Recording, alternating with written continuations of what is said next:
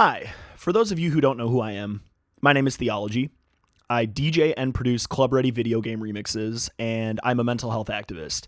I have a holistic content ecosystem that brings nerdy mental health content into the world of nerdy electronic dance music, and it's really fun. It's a really cool thing that I sort of stumbled into in ways. I don't know, I have a lot more videos on my channel that talk a little bit more about my backstory, but that's just a quick intro if you didn't know who I am. Now, as a creator, I am self-sustained. I'm not famous by any means, which is kind of the best part of what I'm doing right now, is that I won't go out in the street and get mobbed, but I do have a cult following. And I want to talk about, in reaction to the CEO of Patreon and a video that was just released, an interview with him, I want to talk about the mental health of small creators, especially ones who are self-sustained, and how social media sort of, I don't know, is a big damper on our mental health. And most creators hate it.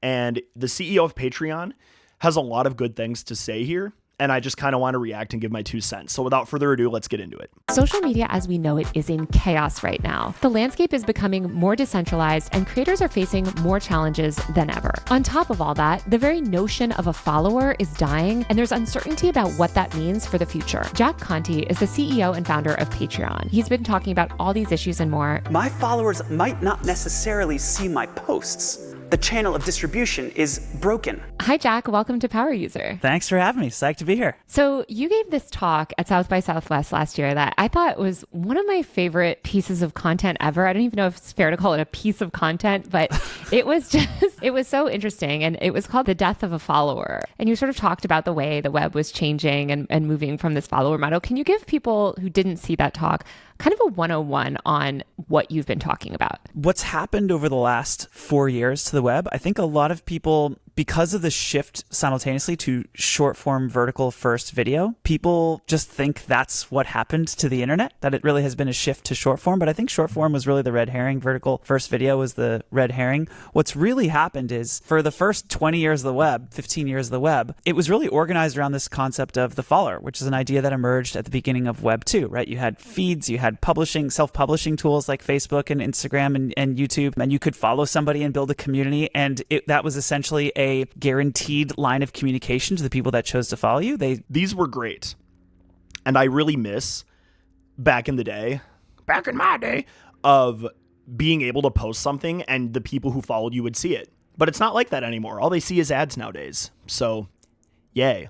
Glad you're laughing with your billions to the bank, big tech. When they said follow, it was not just I like you and I like your work. It was I want to hear the things that you have to say in the future. That's exactly what the premise of the follow is. Yes, and exactly. That's really what's shifted over the last 4 or 5 years. Specifically, when TikTok came into the scene, they rebuilt the concept of the feed. And rather than basing it around followers and having it be a list of people that you follow and posts from people that you follow that are ranked, which is kind of how Facebook and Instagram and Twitter have done it, they said, no, let's actually forget about this idea of the follow. Rather than showing you creators that you follow, let's put stuff in your feed that we think you'll like, regardless of if you've followed them or not, based on your interests. And what TikTok found is that worked quite well at maximizing attention. If the goal is maximize attention, optimize for human hours spent in your application, it worked really well at that.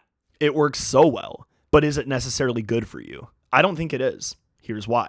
When this happens to you, if you fall down the wrong rabbit hole, you're in an echo chamber. You're not hearing anything that the other side is saying. So that's why the worlds of conservative TikTok and liberal TikTok are so far apart, right? Because if you're liking the liberal posts or you're liking the conservative posts, that's all you're going to see. And then you're in an echo chamber and you're not hearing anything the other side is saying. And it's bad. I know why TikTok did this, obviously. I mean, they became the most successful app of all time, but it's really not good for your mental health in the long run.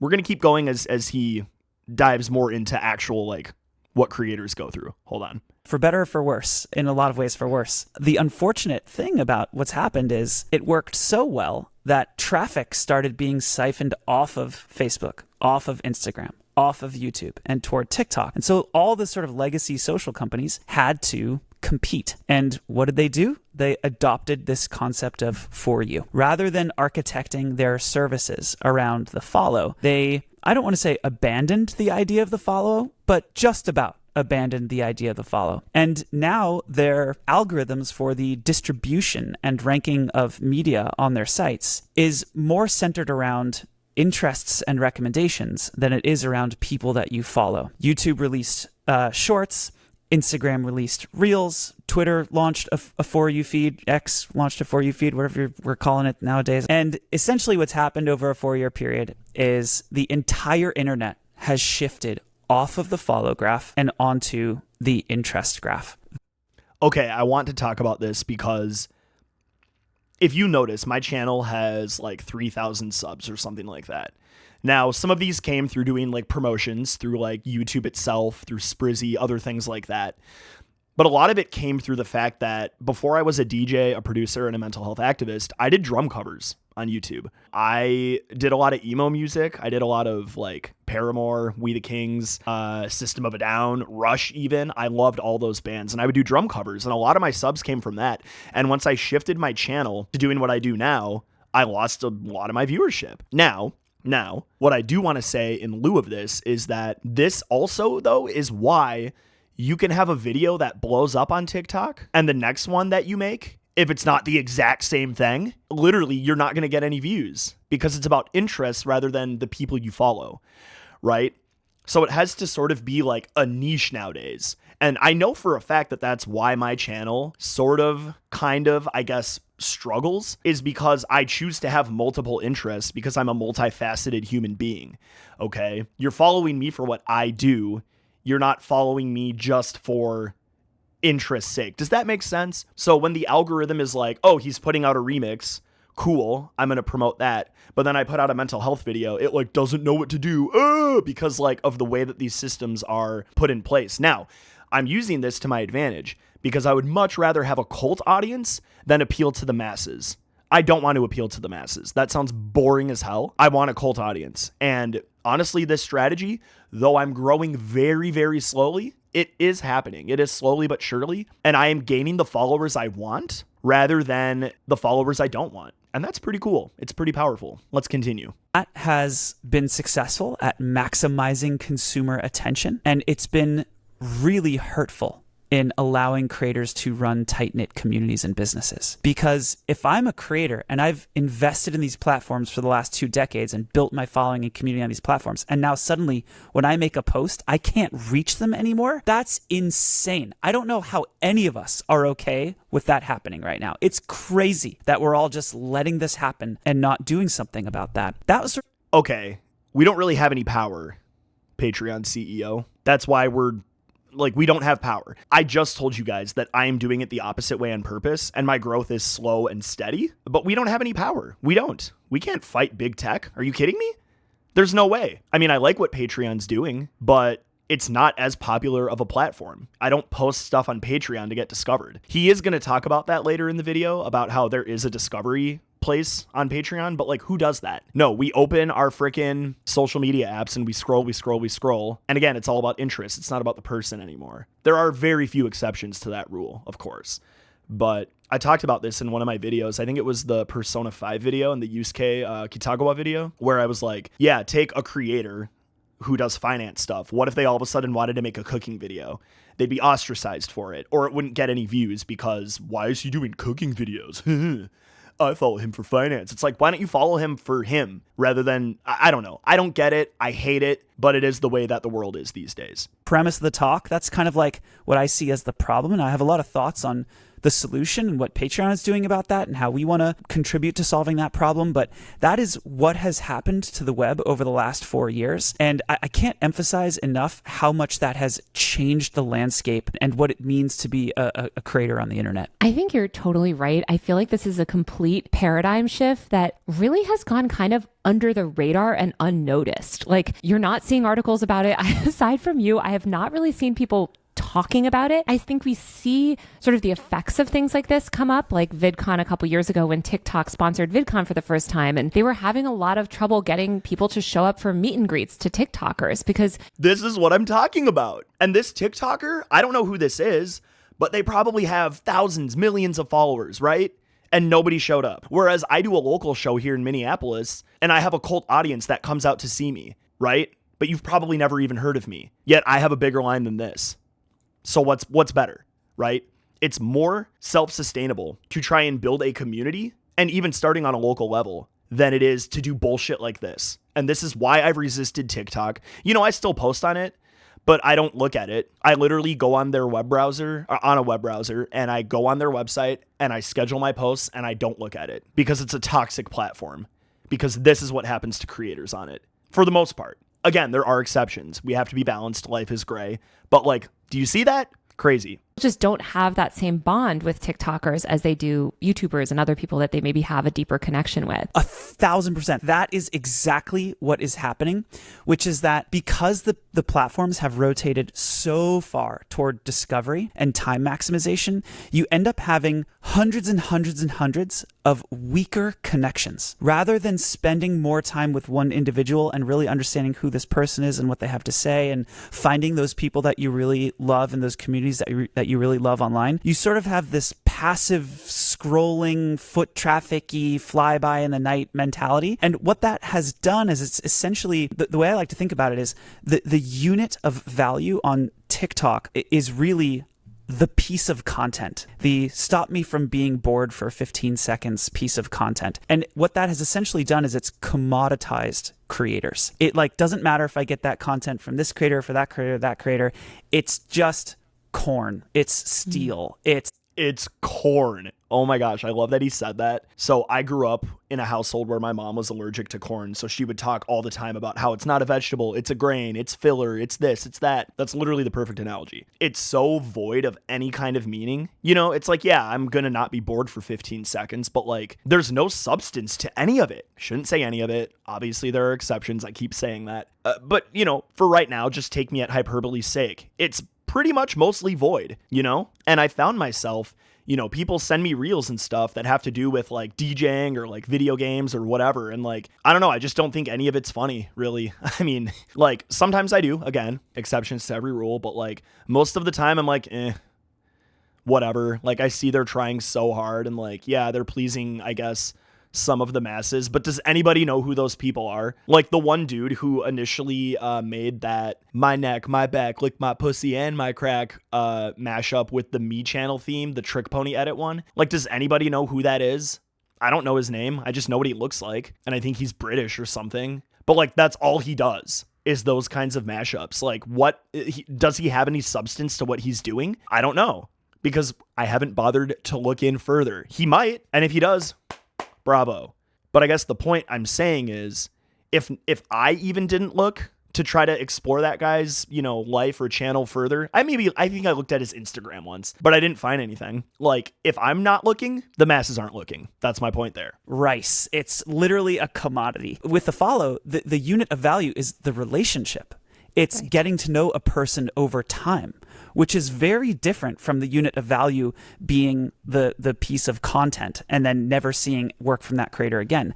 And what is the material manifestation of that? It is exactly the phenomenon that you just discussed, which is creators show up at VidCon from TikTok and there's no lines. Nobody knows them because it's not about them. It's about that one video that they made 9 months ago that was big, and then nobody heard from them again because their next post got 200 views instead of reaching their followers. Yes. Say it louder for the people in the back. Say it louder for the people in the back. This is a ridiculous phenomenon in our society, but it's the way it's going. And that's why I think building a local community around your art is so much more powerful, because you do build those relationships, right? And I'm not famous like these TikTokers are because they're getting invited to things like this. I'm not that way. I get invited to nerd conventions when I apply, right? But they're not seeking me out hey, we need you for this, right? Because I'm relatively unknown, but I'm just good at business development, right? And again, it's so much more powerful to have that cult audience than it is to appeal to the masses like this, because nobody is going to know who you are. They're just going to know you made that video 9 months ago. That was pretty funny. And if you didn't do the same thing over and over and over and over and over again, you're not going to get noticed. That's how stupid the internet is today. It's so stupid. And I absolutely fucking hate it. And so what you end up happening is this sort of weakening, this broad weakening of communities and fandoms. And I think that's what we're really seeing. We're seeing fandoms and communities become diluted over time instead of strengthening over time. Do you think also creators programming increasingly for algorithmic driven feeds is leading to more extreme content because you have to get more extreme to compete in these feeds? 100%. The system that you're posting inside of and the feedback mechanisms of that system 100% influence what you say and what you want to say as a creator. I think a lot of what we've seen over the last 10 years is not actually how humanity feels and speaks and what humanity wants to say. It's what we're being trained to say in order to get the reach and outcomes that we want as creators. That's a problem. It's a big problem. This is why you only see pretty much trash content, divisive stuff, fear-mongering stuff, is because that's what gets clicks. That's what sells. That's what pays the bills. It's sad, but it's true. And that's why, like, my channel, it's focused on positive things, typically, right? I'm getting a little negative in this video, but it's a righteous negativity, I feel like. It's speaking out against the bullshit system that is in place in our society right now, for creators and for people in particular. You know, the people consuming this, it's not helping them either, right? And like, yeah, that's why these kinds of trash videos that are so bad and so negative get popular. It's because that's what humans want to see for whatever reason. And I know that this hurts my channel because I talk about positive things, but I don't care. I'm going to put out what I want. And if I get 2 people that say it helped them, that's all that matters. And by the way, I have gotten that. And so that I know what I'm doing is, I guess, effective and impactful, right? You know, it might not be reaching millions of people, but it is helping people. And that's way more important than getting empty, vain likes and followers. I can't, man. Ugh. I feel like it's also, as you mentioned, it's happening across all apps because every app has replicated this system. I mean, I was on Twitter, X, again, I don't know what to call it anymore. And I opened my feed and I was looking at these people and I realized my entire like sort of first open view of my feed, it was not a single person that I followed. After watching your talk, I talked to a bunch of creators about this and some small creators. And one thing that some of them were saying is like, yes, it's frustrating because we have to sort of program for an algorithm now and instead of programming for our subscribers, but also it was so hard before to get discovered. Discovery has always been a huge problem on these apps, especially for up and coming creators when the market like YouTube is so saturated. So how can they do discovery in a responsible way? Like, isn't this also kind of good for those smaller creators that are trying to build up the audience? This is the right question and a great question, because I think there's actually like a very nuanced conversation that we can have around this. It's not one or the other. That's a false binary, right? It's not discovery or being able to reach your followers. Obviously, there needs to be a balance. And I actually agree that the balance was off before, right? In fact, you could ask the question, why did TikTok blow up so much? And I would say it is because they solved the problem that you just said, which was YouTube was like a brick wall. You could not break in as an up and coming creator. And then TikTok came up with this system that allowed anybody to just like break in and get a foot in the door. I don't want to be like all negative on this. Like, that's a really beautiful thing. That's wonderful. I'm so glad that that exists, that element of it. Then I think the question becomes, okay, how do we solve the problem of discovery and give smaller creators a way to break in and still offer people a direct line of communication and relationship with their followers that allows them to build tight-knit communities and businesses? And again, I think it's a false binary to say that we can do one or the other. I mean, Patreon has algorithms. We're investing in our algorithms. Patreon has discovery. Patreon has explore. When a creator launches on Patreon now, over half of their memberships come from members on Patreon who already have Patreon accounts. Like, there is discovery and a network happening on Patreon. But if you ask creators on Patreon, do you feel like you can reach your followers? They all say yes. They say it is much easier to reach the people that you've chosen to follow on Patreon. And that's because of the way we've architected our systems. Now, yeah, I mean, because you have to pay in order. So yeah, obviously, if you're paying for something, you're going to want to consume it, right? And I think that's a great reason why Patreon works in that sense. But it's also like, yeah, you got to pay, you know? And I feel like that deters a lot of people unless they're really invested in what the creator is doing. And this is why I feel like my sort of, I guess, mission is working and resonating with people, is because it's not just about me being a DJ or a producer for my own ego. Like, I'm trying to do something a little bit more deep and impactful. And I think that resonates with people. And I think that's a reason that I have people that support me on Patreon, right? But like, nobody has discovered me on Patreon. That's what I'll say. That hasn't happened yet. And I don't know how, like, or what I need to do in order to make that happen. Mr. Patreon CEO, but it hasn't happened. I don't know. Maybe I need to like create lower tiers so that the barrier of entry isn't as big, you know, but it's only $4. I mean, like, come on. Anyways, let's keep going. He has a lot more cool stuff that he's going to say later on. So we're introducing more discovery tools. We're introducing ways for creators to make posts and reach new fans, all different types of things. But the point is, we're doing it in a way that is architected around the follow, not architected around the interest. And that's a big difference. Now, we can afford to do that because our KPIs are not time maximization. We don't have to optimize for session time like these other platforms do because session time directly correlates with revenue. For us, there is no correlation between session time and revenue. That's not how our business works. We're a consumer payments business. So that is one thing I love about Patreon. I just have to say that.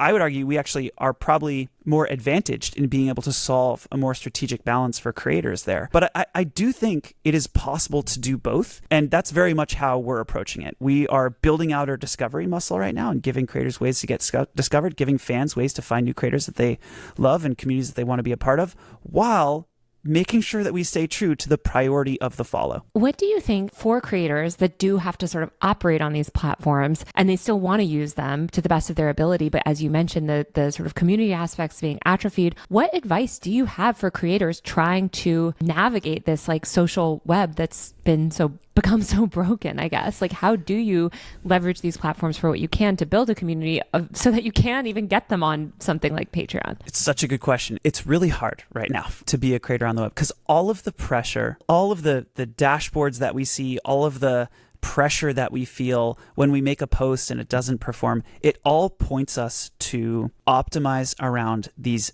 outcomes that we're seeing, optimize around these metrics. How do I increase my CTR? How do I make my videos longer so that I'm more favored by the algorithm because I want to increase my session time on my videos, and then YouTube will think of my videos as more valuable if I get people to spend more time. Anyway, all of these things are really becoming sort of part of the culture of being a creator. And I think the tendency and the issue with that is it's easy to, as a creator, to start being so outcome driven and so goal oriented that you fucking forget to be an artist, that you forget to speak from your heart and be a full person. And so true. I talked about this in another one of my videos as well, about how so many creators are making things just for the algorithm and they're not making them because they like them anymore. And then they fall into this trap of, oh my gosh, I hate what I'm doing right now. YouTube is a trap now because I'm making shit all the time that I absolutely despise. It's a trap. Don't fall into it, you know? In this new year, I'm putting out hip-hop mashups with video game remixes. Now, the potential of one of these to go off is pretty good, I would say. It might not happen, and if it never does, I don't care. The reason I'm doing this, it's not for clout. It's because I legitimately, I love old school hip-hop, and I think these mashups are really funny. That's why I make them, because I think they're funny. It's not because I'm trying to get clout. And there's a big difference in that, right? It may seem on the outset like I am making these videos for clout, but I'm not. I just think they're really funny. And whenever I drop one during one of my live sets, the crowd loves it.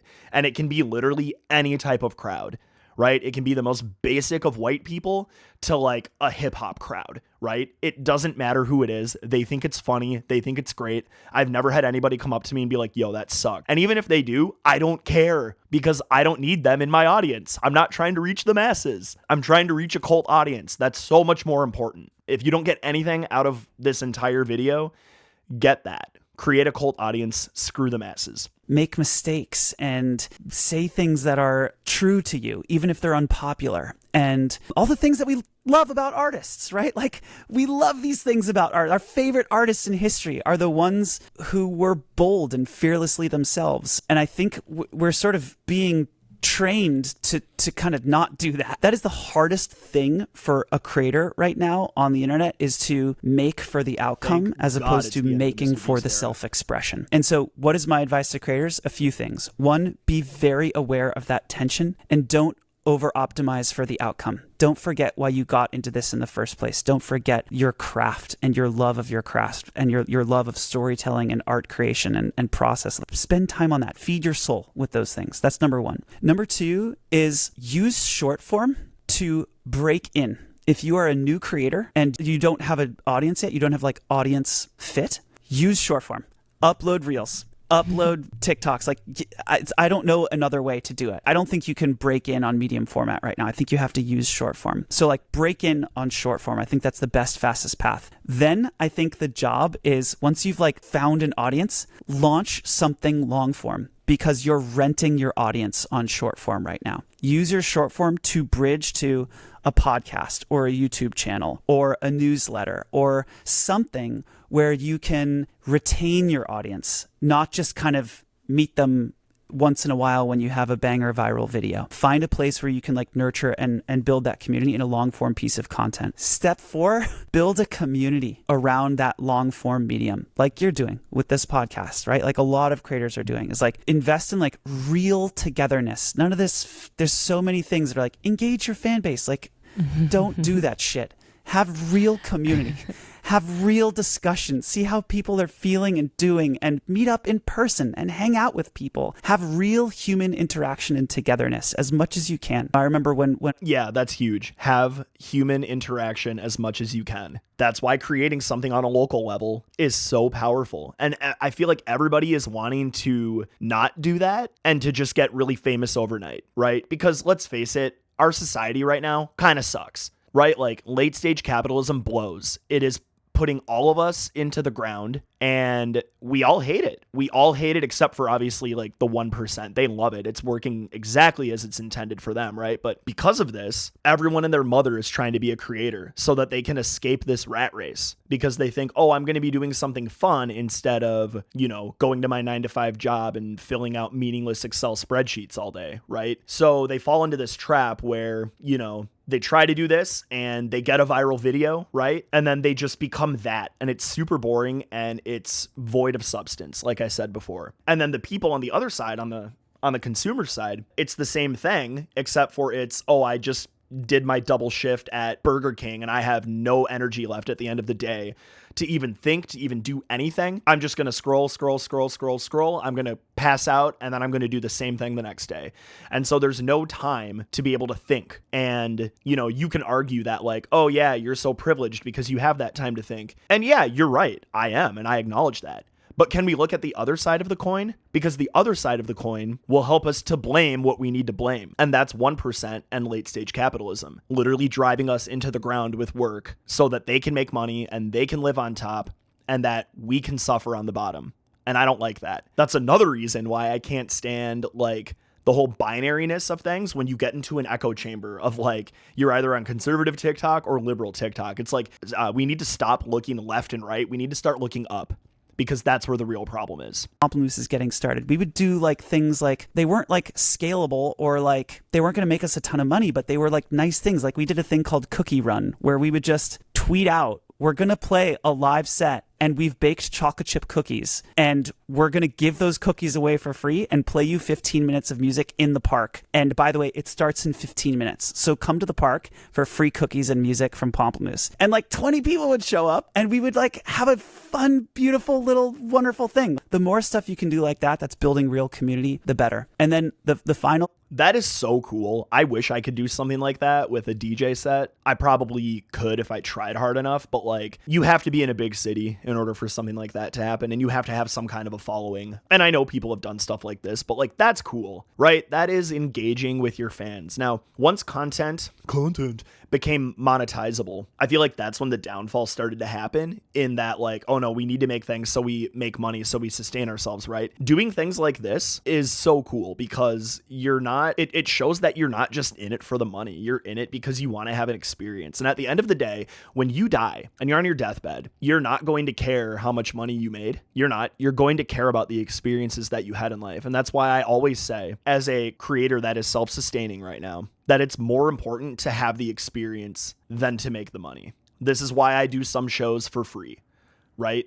Like MagFest, for instance. They don't pay, but my God, is it an experience? And my goodness, do you get exposure? And my Lord, it's fun. So I honestly don't really care at this point that they don't pay, but I mean, they at least reimburse your badges. So it's not like they're, I'm not trying to talk crap about MagFest right now. MagFest is literally my favorite weekend of the entire year. Okay. So like, don't get it twisted. That's not what I'm doing. What I'm saying is go after the experience, because if you're doing what you want to be doing in life, that is way more important than making shitloads of money. Right? Now, yes, let's balance it out. You do need money to survive. Absolutely. You need a base threshold of money to be happy, especially in this shithole society we live in. But chasing money shouldn't be the priority. It should be having experiences, because that's what you're going to give a shit about when you die. I would say is there's a lot of ways for creators to get paid right now. The easiest one, and the one that's kind of most in the zeitgeist, is brand and advertising income. That is a good way to make money. And I'm not saying creators shouldn't do that. I think you kind of need to do that if you're a creator. So go for it. Do that. Pomplamoose runs ads over our videos too. But don't forget about the other side of it, which is a direct-to-fan consumer payments business. Now, I'm biased, so let's take everything I say with a grain of salt. I run a company that helps creators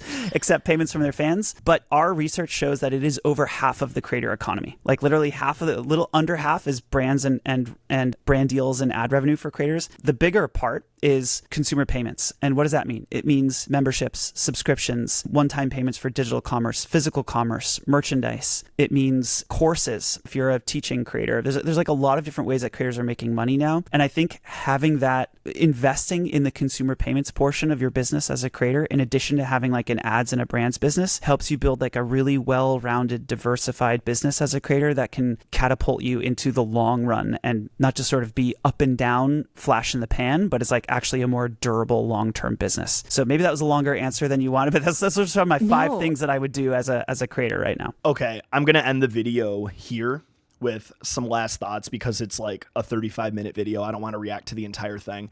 I feel like we've gotten what we need to out of this. And that's a huge part of the things that I preach, is when you've gotten what you need, move on to something else. Yeah, I do want to say, though, that he's right. Now, when you're a creator, you have to take into account that there's multiple ways to make money. And I feel like some creators get caught up on one way to make money, and that's all they focus on. My previous side hustle was I wrote resumes for executives. Now, despite the fact that, they were sociopaths and they really opened my eyes to what the 1% do, writing their resumes and interviewing these people made me really good at business. Now, am I, the top dog? Haha, no. But I learned enough to be able to take all that stuff and apply it to what I'm doing now. And part of that, and you may have heard this as well, is you need at least 7 streams of income to become a millionaire, right? Okay. Now again, grain of salt. I'm not trying to become a millionaire. I'm not. No, screw that. That's far too much money. Nobody needs that. What I'm going to say, though, is that when you have a bunch of different revenue streams, you can be more creative as an artist, because you're not focusing on one thing to sustain your life, right? So for me, for instance, I have a bunch of different revenue streams, right? I have Spotify, YouTube, Patreon, merch sales, music sales. Those don't happen very often, but they do, and it's a nice little cha-ching once in a while. My DJ gigs, that's a huge portion of what pays the bills. And they're not all shows, right? Sometimes I go to a bar and I play background music because it pays well. And I'm really good at doing that. And so it's kind of a fun way to make some extra money without having too much pressure. And then I do big shows, right? And those pay well and they're great and they're fun. And and then I even drive Uber on the side for more fun money. My music is paying my bills right now, but then, if I want to like make an extra grand that week and go on a vacation, I'll drive some Uber and it's great. So the point being is that there should be a focus on multiple things, because if there's not a focus on multiple things, it's not going to be sustainable. So how does this impact a creator's mental health? I did used to try to chase the social media posting game. Now I don't really care about it as much. Like it's still in my SOPs as a business, but I don't really focus on the engagement I'm getting. I don't focus on necessarily being, commenting right away. I do with YouTube. I'll try to comment right away on those comments because that's honestly the most important. Like, those people are looking at my art in its long form. They're not just swiping up because they have a short attention span. You know, you got to do what serves you. And this is a good reason I got rid of SoundCloud, because it wasn't serving me. I was paying money to have a SoundCloud, and they weren't giving me anything back. And I'm like, why would I do this when I could just put my stuff on YouTube and Spotify and get paid and still have storage? Like, that's stupid. Anyways, beside the point, my mental health is incredible now because I don't try to play the social media game. I don't chase the clout. I'm building a local community and a cult audience. That's what I'm doing. And I think if you're a small creator, or even somebody who's starting to be pushed through into the stratosphere. Of course, I don't know what that's like to have hundreds of thousands of followers. I have friends that know what that's like, you know, good friends of mine. But just because I don't know what that's like, but it doesn't mean I can't anticipate what it's going to be like, right? And I know for a fact that what I'm doing right here in Minneapolis, Minnesota is so powerful, because like I just did a show on a Saturday night. I mean, I'm going to post this video way later. I'm recording this on January 21st though. I just did a show at a VFW in Uptown in Minneapolis. Packed. And I was the closing DJ, and I still had a packed audience for me, right? Because I'm building this cult audience. It is so much better, right? When you can actually interact with people and they're not just like a name on a screen to you. And so, yeah, I just encourage you to build relationships with people as much as you can, because it's going to be so much more satisfying in the long run than just, you know, having all these hundreds of thousands of likes and followers, and you show up to VidCon or TwitchCon, whatever, and you have 0 line in your TikTok influencer line because nobody knows who you are. One is way more fulfilling than the other. And with that, I'm out of here. Peace and love, guys. Take care of each other. And if you like this video, give me a follow. Check out my mental health content. Check out my EDM remixes that are all video game remixes. I make every genre under the sun. So if you don't like one, check out another. Peace.